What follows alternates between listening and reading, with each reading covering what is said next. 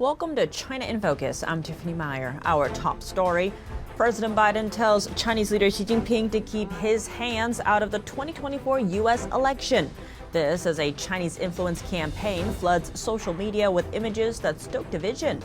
Been clear consistently, even going back to the November meeting in California about our concerns over our own election security and efforts by certain actors, including some from the PRC, to affect that.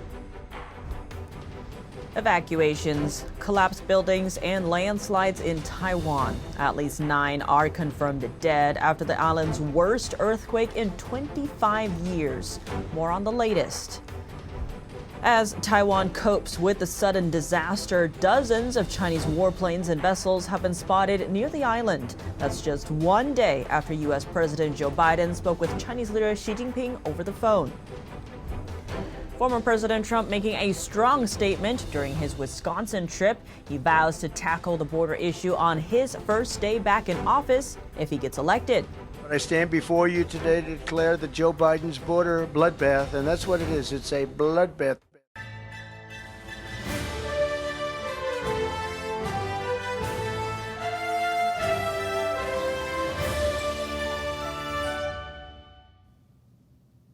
Chinese AI-generated images aimed at influencing the 2024 race for the White House. They're spreading on platforms like X as President Biden sends Chinese leader Xi Jinping a warning. Do not interfere with the upcoming U.S. presidential election. The president raised the issue in a phone call with Xi on Tuesday, though a senior administration official told reporters that even if China says they won't meddle, the U.S. isn't likely to take the Chinese side at its word. The White House readout did not mention the conversation about election interference. Here's what it said about the warning. Been clear consistently, even going back to the November meeting in California about our concerns over our own election security and efforts by certain actors, including some from the PRC, to affect that. PRC is short for the People's Republic of China, the country's official name. A Chinese influence operation was already at work before Biden's warning. It's called Spamouflage and has been posting AI-generated images on platforms including X. The pictures spread narratives targeting both Trump and Biden. This, according to a report from a nonprofit organization called the Institute for Strategic Dialogue. The main narrative of the Chinese campaign is that the election is divisive and damaging for America.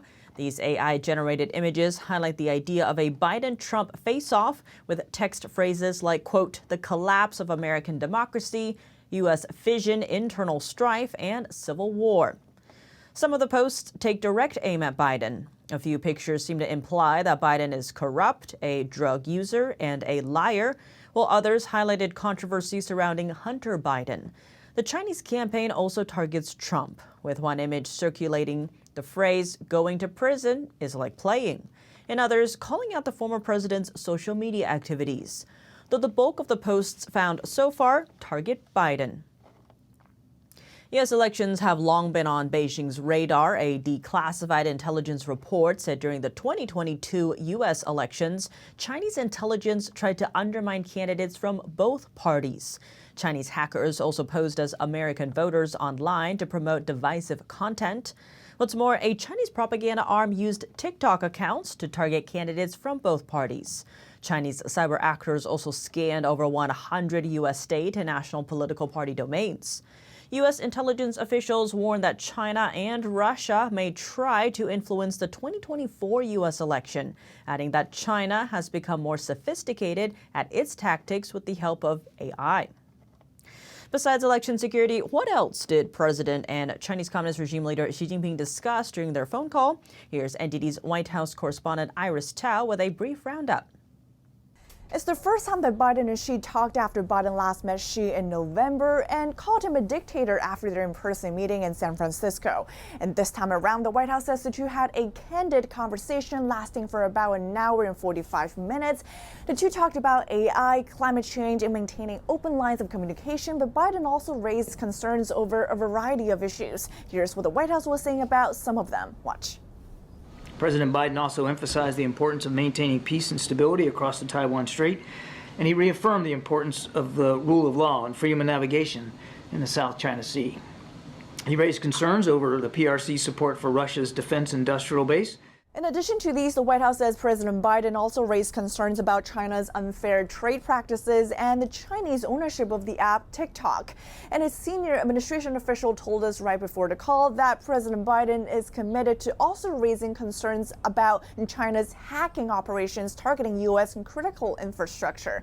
Just last week, the U.S. indicted and sanctioned several Chinese hackers for allegedly launching a massive state-backed hacking operation targeting U.S. elected officials, political candidates, and even campaign personnel, among others.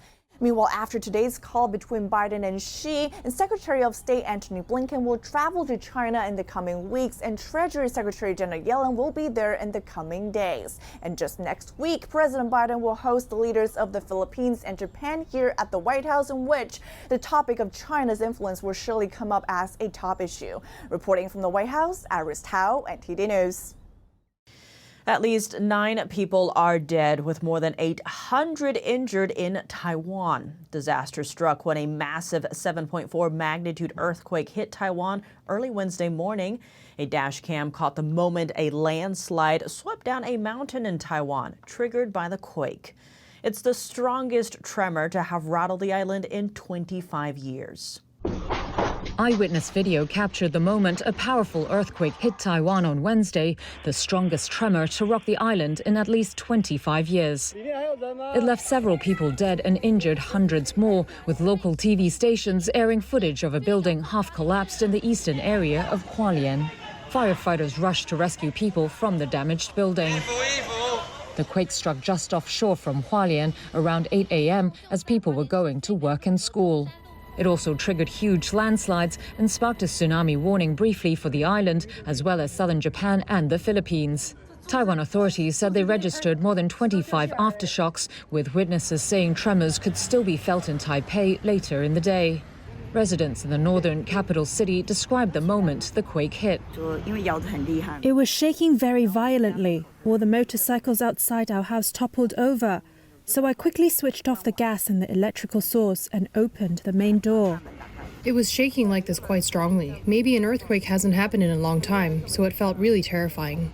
The Taipei city government said it had not received any reports of major damage, and the city's metro was up and running soon after the tremor. Electricity operator Taipower said some 87,000 households in Taiwan were without power as of early afternoon. It also said that the quake did not affect the country's 2 nuclear power stations. Taiwan's high-speed rail operator said no damage or injuries were reported on its trains, but noted that service would be delayed while it carried out inspections. It's the biggest earthquake to hit the island since 1999, according to the government-backed Central News Agency, when a 7.6 magnitude tremor killed around 2,400 people. Taiwanese President-elect William Lai said rescuing victims trapped under the rubble is now the top priority. Currently, the most important thing, the top priority, is to rescue people. Rescuing them is of utmost priority. We need to find out how many people are still trapped and to rescue them as soon as we can. Lai said efforts are underway to restore two-way traffic by tomorrow evening. Authorities are also working to restore water and power. Outgoing Taiwanese President Tsai Ing-wen was briefed on the earthquake earlier in the day. Weather officials said aftershocks could still be felt in Taipei, with more than 50 recorded. Chinese state media said the quake was felt in the southeastern province of Fujian. Just one day after a phone call between Chinese leader Xi Jinping and U.S. President Joe Biden, Taiwan's defense ministry has reported at least 30 Chinese warplanes and 9 vessels around the island. In response, the island's armed forces employed aircraft, Navy ships, and missile systems to monitor the situation. For decades, the Chinese Communist Party has seen Taiwan as a breakaway province and has vowed to take control of it by force if necessary. That's despite never having ruled it. Taiwan's ruling party staunchly denies Chinese sovereignty. Chinese state media seem to be taking a new approach to sowing fear in Taiwan. An unsubstantiated report claims that Taiwanese President Tsai Ing-wen has a plan in place to escape the island if Beijing invades. The report goes on to claim the Taiwanese leader would flee in an American plane. It began circulating just before Taiwan's presidential election in January, after first appearing in 2021. Taiwan says the reports are false. Taiwan-based NGO, the Information Environment Research Center, found that the report was propagated by a media mouthpiece for the Chinese state. Beijing has long sought to stoke uncertainty among Taiwan's population. Experts say the goal is to get Taiwan's people to willingly accept Chinese sovereignty by convincing them they would lose in a war. The Chinese Communist regime sees Taiwan as its own territory, though it has never ruled the island. Former President Trump arrived in Michigan Tuesday. While on the campaign trail there, he talked about securing the southern border and the harm done to American citizens by illegal immigration. He condemned President Biden's border policy, saying it created a, quote, bloodbath. Ours is only going in one direction, and it's going to be very bad now because we have a new form of crime. It's called migrant crime. They come from all over the world, China. Many of them are military age, which is a very strange. You don't see very many women coming in, and you see a lot of them coming in. They're about 19 to 25, 26 years old, and especially from China. We have 29,000 over the last few months, 29,000 from China, and they all seem to be perfectly fit for military service, ready for military service. It's crazy. This is country changing, it's country threatening, and it's country wrecking. They have wrecked our country. But I stand before you today to declare the Joe Biden's border bloodbath, and that's what it is. It's a bloodbath. According to the U.S. Customs and Border Protection, illegal Chinese immigrants are the fastest growing group among border crossers. NTDs interviewed a few of them. They said they escaped China for political and economic pressures and the desire for freedom. But some of them are posing threats to U.S. national security, with many discovered attempting to collect sensitive intelligence on U.S. soil. According to the Wall Street Journal, Chinese nationals have reportedly accessed U.S. military bases and sensitive sites as many as 100 times. Besides that, Trump condemned the increasing crimes being committed by illegal immigrants, adding many of them have escaped from prisons. The 22-year-old nursing student in Georgia who was barbarically murdered by an illegal alien animal. The Democrats say, please don't call them animals. They're humans. I said, no, they're not humans. They're not humans. They're animals. Nancy Pelosi told me that. She said, please don't use the word animal, sir, when you're talking about these people. I said, I'll use the word animal because that's what they are. The victim, Laken Riley, was allegedly murdered by an illegal immigrant from Venezuela on February 22nd. Jason Riley, the victim's father, told NBC that he supports former President Donald Trump and hopes the southern border issue will be swiftly addressed. He added that his daughter's death, quote, has been a rallying cry for secure borders and for the illegal immigration policies of this current administration. More pressure on Chinese-owned social media app TikTok. Another prominent U.S. politician is now joining the effort to ban the popular short video platform. Former Vice President Mike Pence said in a statement that TikTok is the Chinese Communist Party's way to feed America's youth their propaganda and collect data on all TikTok users. An advocacy group founded by Pence called Advancing American Freedom has launched an ad campaign pressuring Senate Majority Leader Chuck Schumer to bring the TikTok bill to a vote. The bill would put the company at a crossroads, either cut ties with the Chinese Communist Party or face a ban from U.S. app stores. It passed the House with overwhelming support last month. TikTok launched a $2 million ad campaign last week to stop the bill. The app's parent company ByteDance is based in China. According to Chinese law, Chinese companies have to hand in data to the authorities when they ask for it. Besides TikTok, yet another company might be facing a similar fork in the road, either cut the ties to China or lose a billion-dollar deal in the U.S. Senator Sherrod Brown, the head of the U.S. Senate Banking Committee, is urging President Biden to investigate Nippon Steel. It's a Japanese company with ties to the Chinese steel industry.